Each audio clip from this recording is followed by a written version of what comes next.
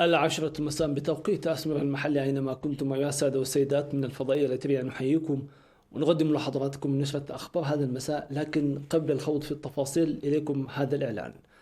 تعلن الفضائية الترية بأنها وابتداء من يوم غد الأربعاء 8 أبريل ستقدم دورات التعليم الأكاديمي للتلاميذ من الصف التاسع وحتى 11.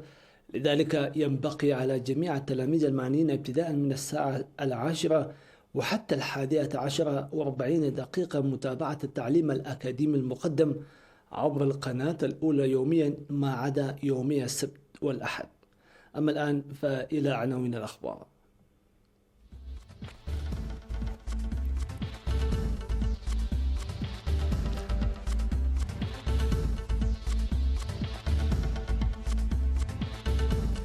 تبرعات المالية لصالح صندوق تصدي وباء فيروس كورونا.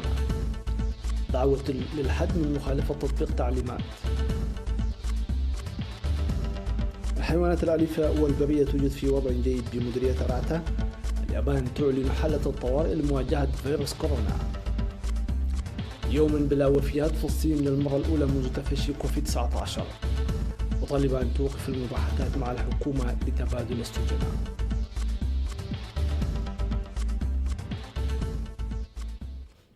أهلا بكم إلى التفاصيل.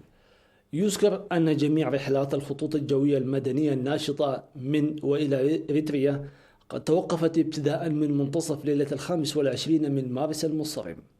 وأوضح البيان الصادر في حينها أن تعليق الرحلات الجوية المدنية لفترة أسبوعين، إلا أن قوة المهام العليا أصدرت في الأول من أبريل تعليمات تستمر لفترة 21 يوما وتكمل وتحل محل جميع الإشعارات السابقة.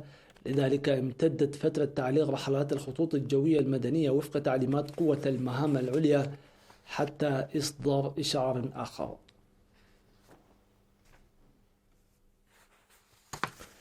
استكمالا للتبرعات المالية والعينية الجارية لصالح صندوق التصدي لجائحة فيروس كورونا، تم التبرع بأكثر من 1.2 مليون نقفة و171 ألف ريال سعودي وغيرها من التبرعات العينية.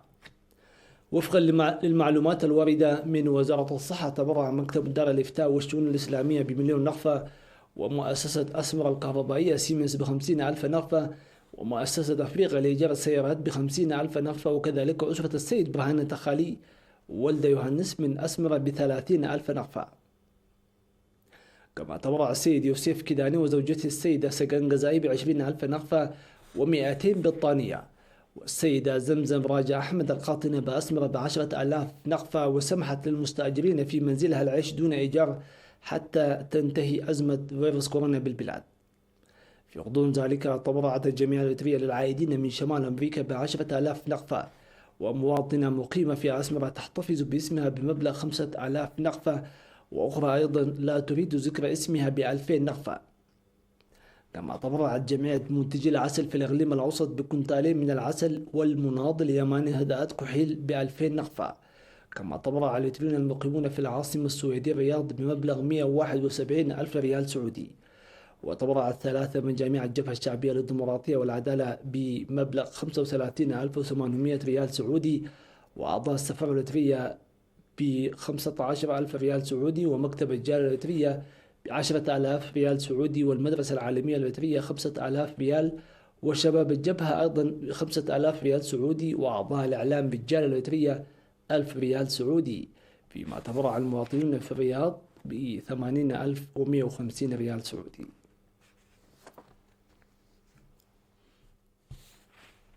دشنت وزارة الصحة في 2 أبريل مركزا للمعلومات تزامنا مع وباء فيروس كورونا المستجد، وظل يقدم المركز خدمات فعالة في إسداء المعلومات ونقلها من المواطنين. الدكتور هابتم كفلة أحد المشرفين على المركز الذي يقدم خدمات المعلومات المجانية على مدار 24 ساعة بأرقام الهواتف 118 و111 و111 كذلك 113 388، بأن 18 شخصا منقسمين على 4 مجاميع ينجزون المهام بفعالية، منوها بأنهم وإضافة للمعلومات التنويرية التي يقدمونها يرسلون المعلومات المتلقية من المتصلين إلى الجهات المعنية للمتابعة اللازمة. من جهته قال الصيدلي مولغيتا رسوم الناشط في الخدمة أنهم يستقبلون يوميا ما بين 300 إلى 40 اتصال، ويقومون بمتابعة وتوثيق المعلومات حسب أهميتها وأولوياتها، فيما يقومون بالرد على الاتصالات التي تتطلب الرد المباشر. وأشار عينة من المواطنين إلى أن أهمية الخدمات المقدمة، إلا أن استيائهم يكمن في عدم الحصول على الخطوط، معبرين عن توقعاتهم أن تولي شركة إيريتيل اهتماما أكبر لإيجاد حل سريع لتلك الإشكالية. في غضون ذلك يقوم الشباب الرياضيين المتطوعين منضمين تحت مجموعة الأخوة بأعمال يدوية لعلب بلاستيكية تستخدم في غسل الأيادي بساحة وزارة الصحة. وعلم بأن الأعمال الشبابية الجارية التي بدأت قبل أسبوع تشمل على أعمال يدوية لعلب بلاستيكية تم جمعها من مختلف المناطق، وسيتم توزيعها عن طريق وزارة الصحة إلى الأسر المحتاجة التي حددت مسبقا.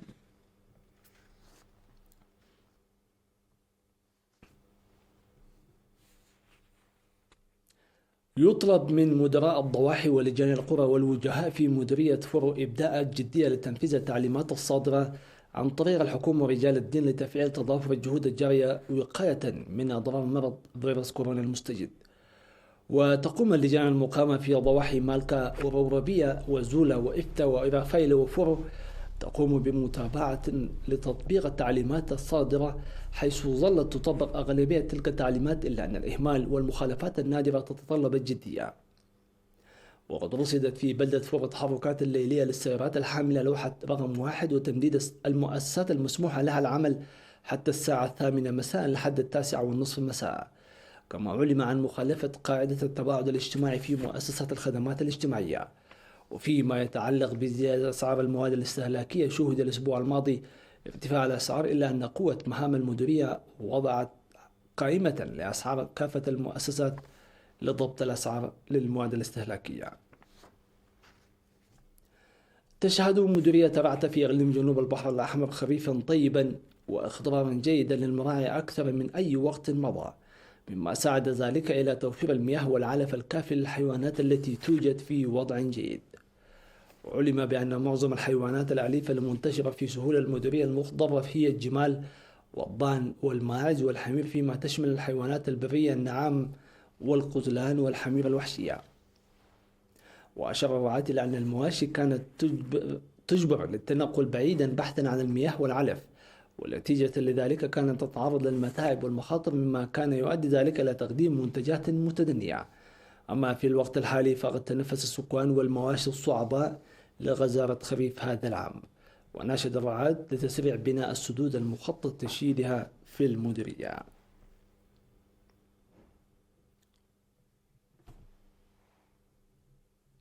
سيداتي سادتي، إلى فاصل ثم نواصل. أهلا بكم من جديد. أعلنت اليابان حالة الطوارئ بسبب تفشي وباء كوفيد-19 في عدد من المراكز السكانية الرئيسية في البلاد، وذلك لمدة شهر واحد تقريبا. جاء الإعلان عن طريق رئيس الوزراء الياباني شينزو آبي في محاولة لاحتواء الإصابات الجديدة بفيروس كورونا الجديد في العاصمة طوكيو، و6 مقاطعات أخرى تضم نحو 44% من سكان اليابان. وكشف رئيس الوزراء الياباني النقاب عن حزمة التحفيز، وصفها بأنها من بين الأكبر في العالم لتخفيف حدة التداعيات الاقتصادية الناجمة عن الفيروس. ومن المنتظر أن تنهي الحكومة اليابانية اللمسات الأخيرة على حزمة التحفيز التي تبلغ قيمتها 990 مليار دولار، أي ما يعادل 20% من الناتج الاقتصادي الياباني، لتخفيف أثر الوباء على ثالث أكبر اقتصاد في العالم. وأظهرت الفحوص إصابة نحو 4000 شخص بفيروس كورونا الجديد في اليابان، فيما بلغ عدد الوفيات جراء الفيروس 92 حالة وفاة. للمرة الأولى منذ تفشي وباء كوفيد-19 قبل نحو 3 أشهر لم تسجل الصين أي وفاة بكورونا المستجد، قبل ساعات قليلة من رفع الإغلاق عن ووهان بؤرة الفيروس. وتواصل الصين السير بخطى حثيثة نحو الخروج من الأزمة في مواجهة الفيروس الذي ظهر في نهاية 2019. ومنذ ذلك الحين أودى فيروس كورونا المستجد بحياة أكثر من 75 ألف شخص في جميع أنحاء العالم. ومن أجل احتواء الفيروس، أمرت الصين في أواخر يناير بفرض إغلاق صارم على أكثر من 50 مليون شخص في ووهان وفي بقية مقاطعة هوبي في وسط البلاد. وأتت هذه الوسيلة أكلها فبعد أن تجاوز عدد الوفيات 100 يوميا في فبراير انخفض العدد اليومي للوفيات في الأسابيع الأخيرة ليهبط إلى صفر وفق الحصيلة التي أعلنتها وزارة الصحة اليوم الثلاثاء.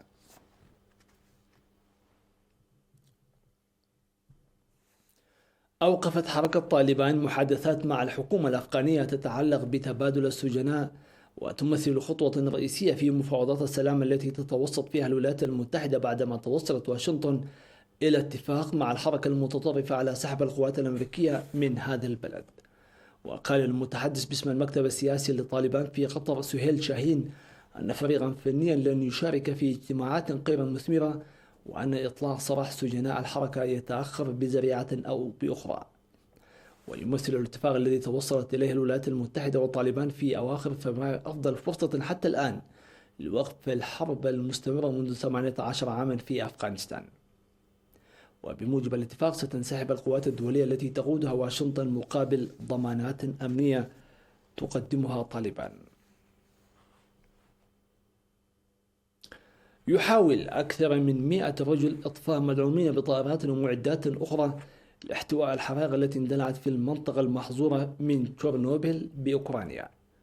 السلطات أكدت أن ألسنة اللهب انتشرت عبر مساحة تبلغ حوالي 100 هكتار داخل منطقة الحظر القريبة من المحطة النووية السابقة، والتي تبلغ مساحتها حوالي 2600 كيلومتر مربع، وهي المنطقة التي تم تحديدها بعد كارثة العام 1986 التي لا تزال أسوأ حادث نووي في العالم.